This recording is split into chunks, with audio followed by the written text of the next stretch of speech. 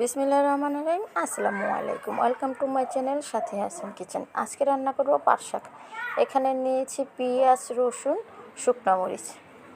আর পাট শাকগুলো ধুয়ে ভালো করে চালনিতে ঝরা দিয়ে রেখেছি। পেঁয়াজটা একটু বাদামি কালার হয়ে এসেছে, দিয়ে দিলাম পাট শাকগুলোকে অনবরত নাড়তে হবে। দিয়ে দিলাম পরিমাণ মতো লবণ। তো প্রথমে একটু খুরচুন দিয়ে হালকা নেড়ে চেলে একটুনি শাকটা একটু উনে গেলে তারপরে এটাকে নাড়তে হবে কাঁটা চামচ দিয়ে।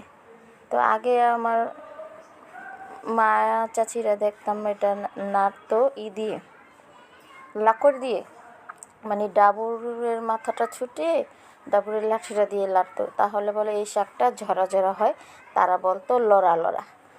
তো খুরচুন দিয়ে লাড়লে এই শাকটা দলা পেকে যায়, সেই কারণে লাকড় দিয়ে লাড়তে হয় লড়া লড়া। আমার কাছে তো আর ডাবর নেই, লাকড় পাবো কীভাবে, সেই কারণে আমি কাঁটা চামচ দিয়ে এভাবে লাড়ছি। কাঁটা চামচ দিয়েও হয়ে যায়।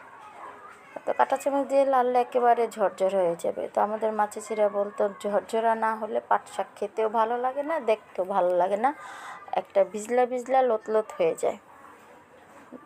তো আমার কাছে তো আর লাকড় নেই, সে কারণে আমি একটা কাঁটা চামচ দিয়ে সুন্দর করে নেড়ে নিচ্ছি। তো পাট শাক রান্না করলে পেঁয়াজটা একটু বেশি লাগে, কাঁচামরিচ, শুকনো মরিচ দিতে হয়। আমি কাঁচামরিচ দিইনি, শুকনো মরিচ দিয়েছি। শুকনো মরিচ ঘ্রাণটা অনেক বেশি ভালো লাগে।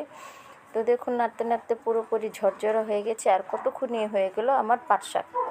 আপনারা এইভাবে বাসায় রান্না করে খাবেন, দেখবেন আপনাদেরটাও ডলা পেকে থাকবে না। আজকের ভিডিওটা যদি আপনার ভালো লেগে থাকে অবশ্যই ভিডিওটি দেখা মাত্র একটি লাইক দিতে ভুলবেন না। Subscribe my channel. আপনারা সকল ভালো থাকুন, সুস্থ থাকুন।